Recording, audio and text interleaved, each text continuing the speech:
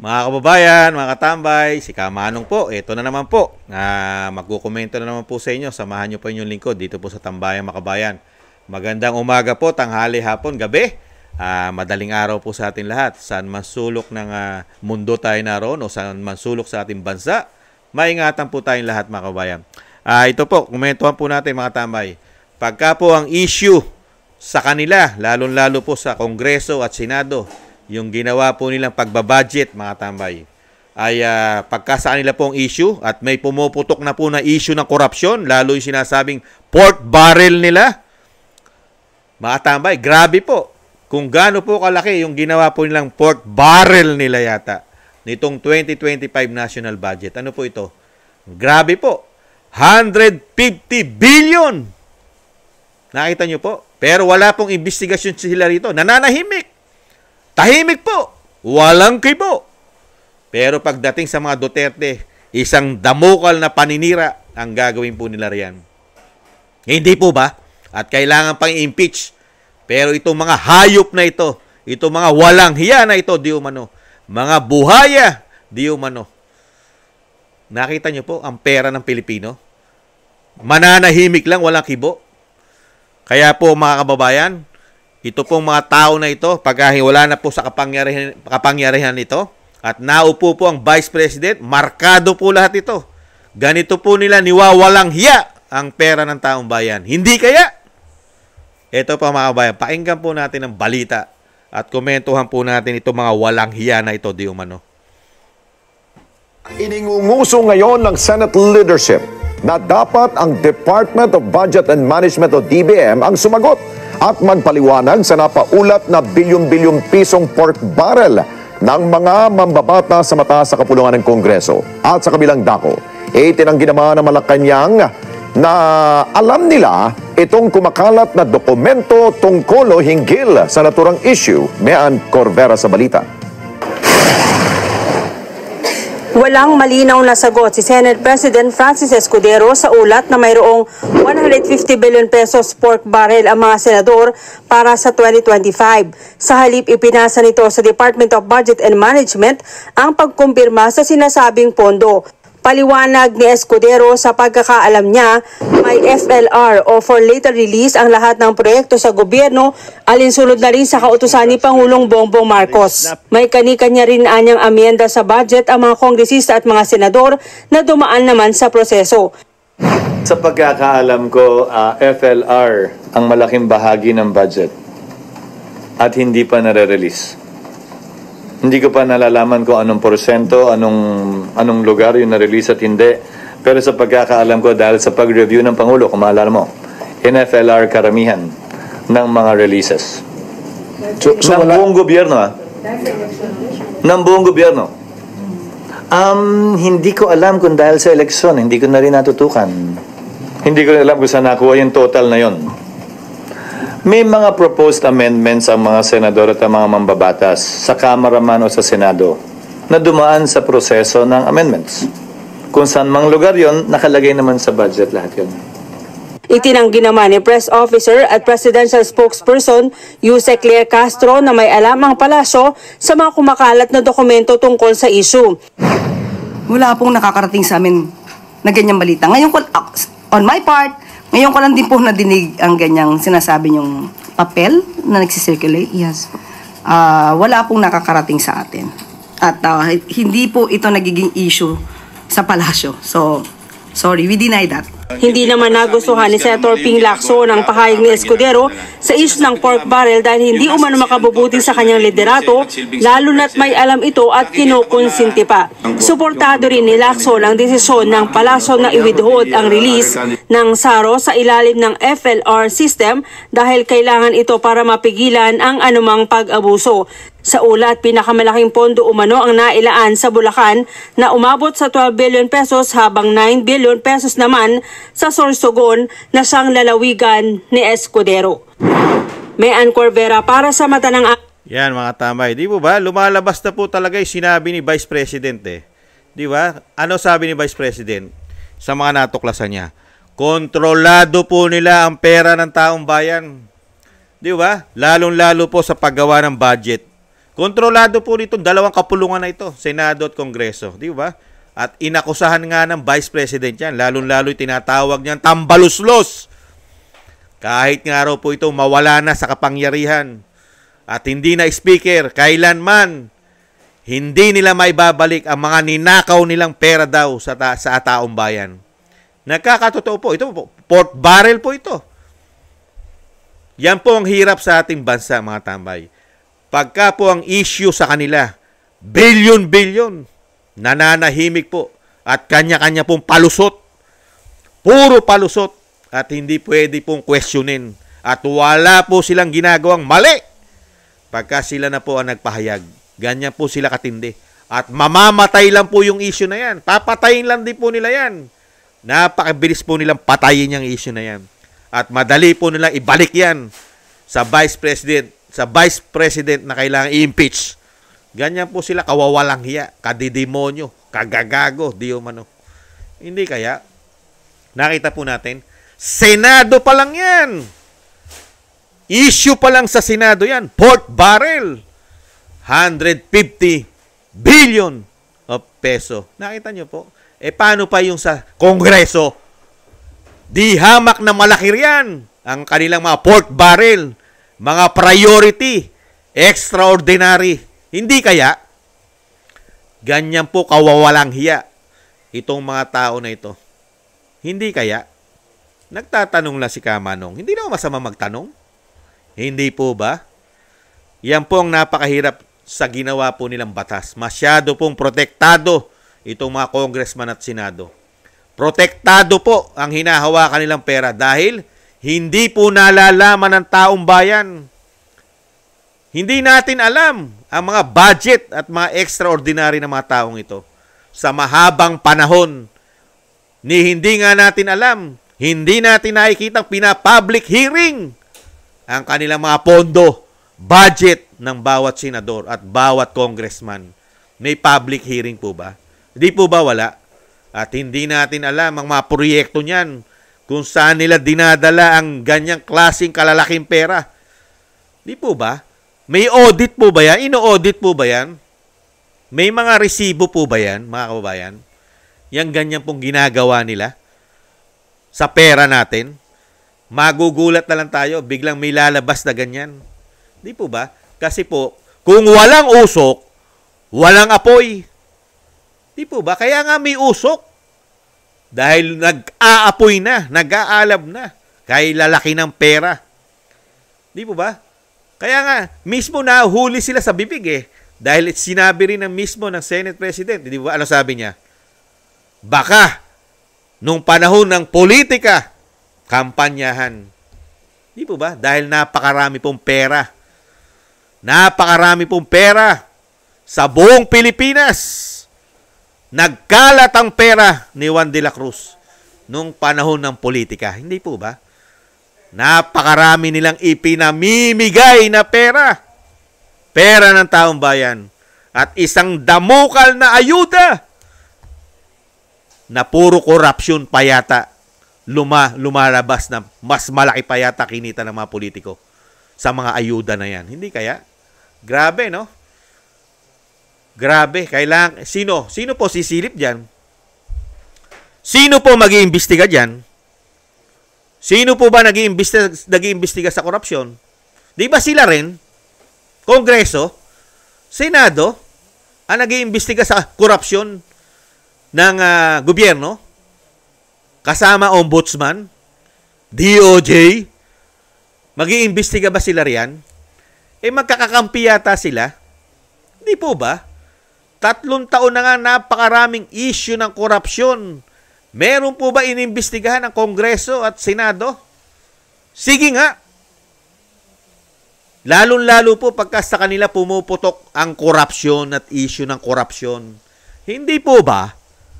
Nakita niyo po ba inimbestigahan man lang yung 2025 national budget na pinirmahan ng presidente na naging gago yung GAA? Sige nga. Yung mga blanco, 241 billion daw yan ayon kay Congressman Ungab at kay Attorney Vic. Nag-imbestiga ba po ba yung mga hayop na yan? Di umano? Di po ba hindi?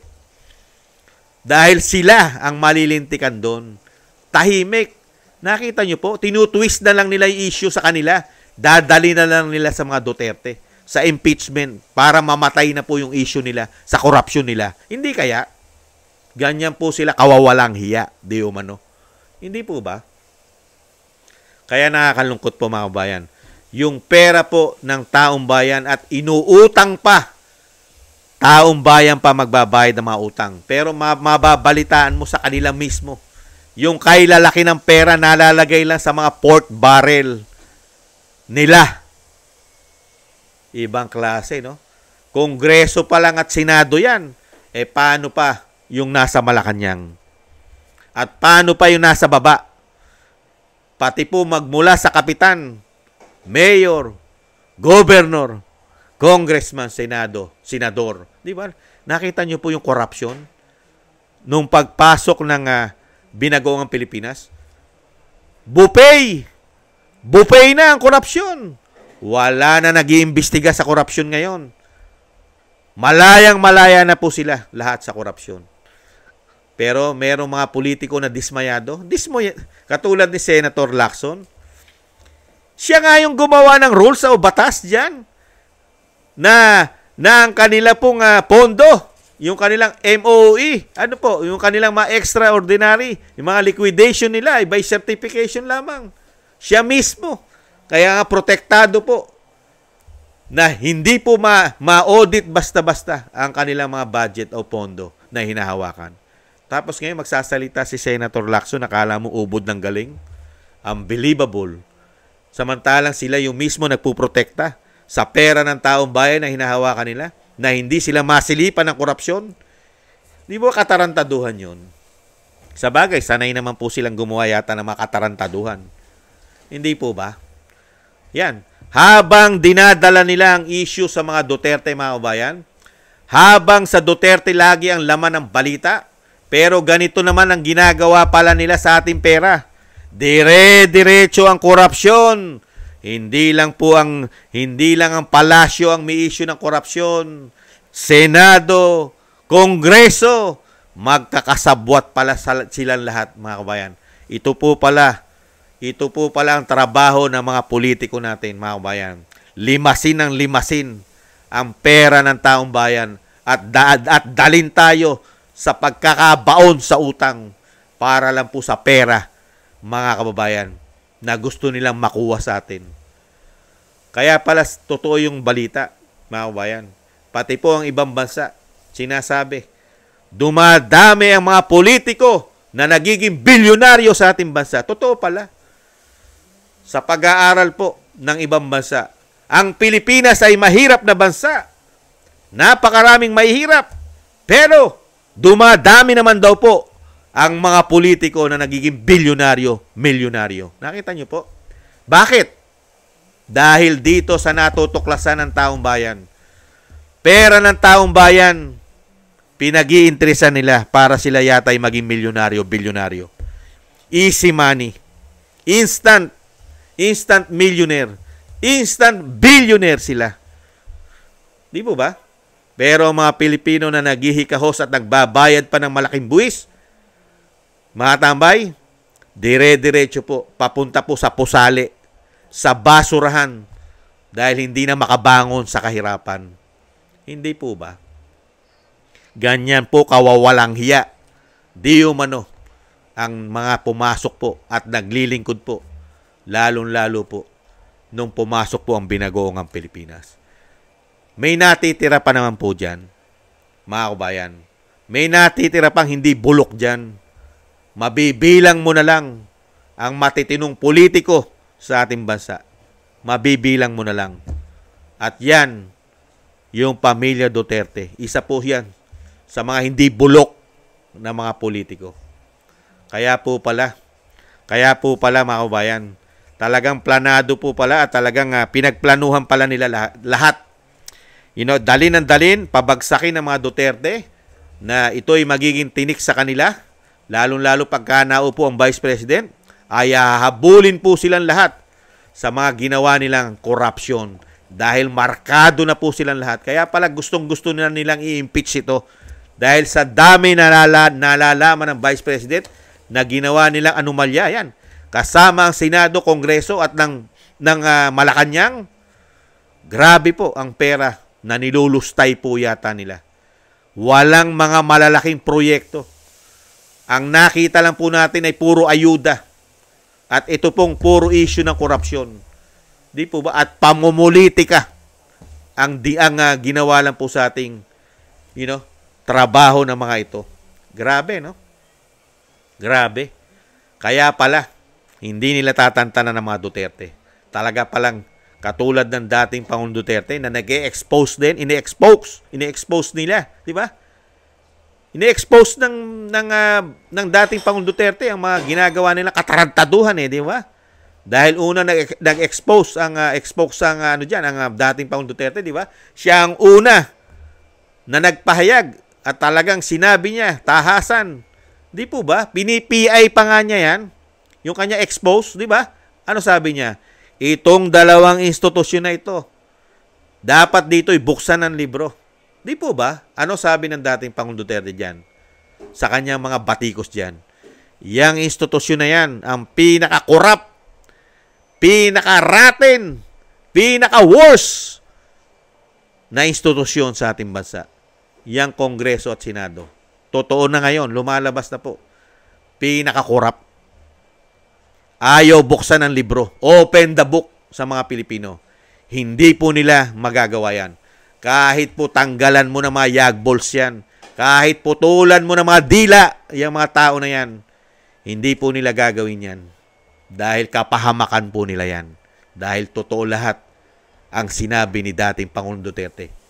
Na sila po ay pinaka-corrupt, pinaka-worst, pinaka-rotten, pinaka-bulok na institusyon sa ating bansa. Kaya nga nila pinatapon dahil napakarami rin pong alam ng dating Pangulong Duterte. Nakabulukan nila. Magmula sa Malacanang hanggang sa dalawang institusyon na yan. Hindi po ba? Kaya hindi po nila tatantanan din ng Vice President. Papatayin lang po nila yan. Pinapatay po nila yung issue Yung talagang main issue, yung major issue ng ating bansa, korupsyon, pamumulitika, yung kanilang mga anomalya, napakalalaking pera, bilyon-bilyon, trilyon, at nagsisiyaman po sila para po yan ay mapagtakpan. Ima-mind conditioning ka ang utak mo. Nasasabihin ang pinakamasama, pinaka-corrupt, pro-China, ang mga Duterte. Samantalang ang pera natin napupunta lang yata sa mga damuho na ito. Di umano, sa mga walang hiya na ito, sa mga hayop na ito, at sa mga taksil at trader na ito. Di umano, mga kababayan. Yan po, mga kababayan. Yan po. Naglalabasan na po ang baho nila. Kaya lang, wala naman po tayong aasahan na investigasyon dyan. At wala rin po tayong aasahan na maibalik po nila ang pera na yan. At wala rin po tayong aasahan na hustisya sa panahon po ngayon ng gobyernong ito. Dahil nga po magkakakampi yata sila. Magkakasabwat. Puro po yan, media mileage lang. Balat kayo. Para lang daw po mapag-usapan. Hindi po ba? Maraming salamat po mga kabayan. Nakakalungkot na balita ang nangyayari sa ating bansa. Kaya wala po tayong makikitang pag-unlad sa ating bansa. Never tayo makikita. Tayo po mahirap, lalo pa tayo maghihirap sa mga ganyang klaseng politiko. Pero sila, mayaman na, magiging bilyonaryo pa. Unbelievable. Maraming salamat po sa nagusto po ng ating tambayang makabayan sa YouTube at TikTok. At ganoon din po sa mga nagko-comment, like, share, and subscribe. At syempre po sa ating mga subscribers mga kabayan. Thank you po sa inyo. Mabuhay po kayo. Shoutout po sa inyong lahat. Ingat po kayo.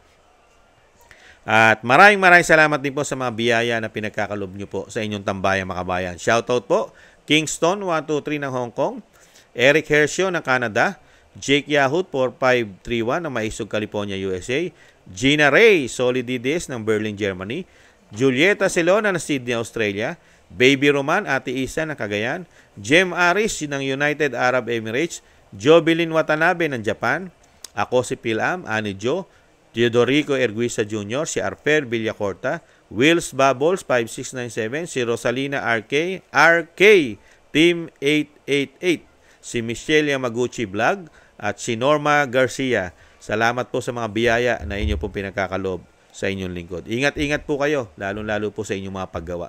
Maraming salamat po.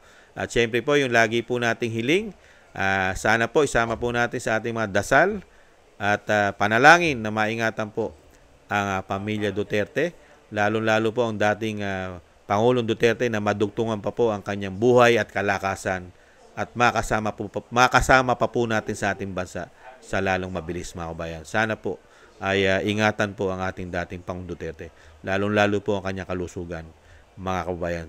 Napakawalang hiya po ang gumawa po sa kanya nito. Meron din pong balik po sa kanila, mga kabayan. Darating naman po yun. Maraming salamat po, mga kabayan. Sa muli po, paalam po. Ingat-ingat po tayo. Bye-bye.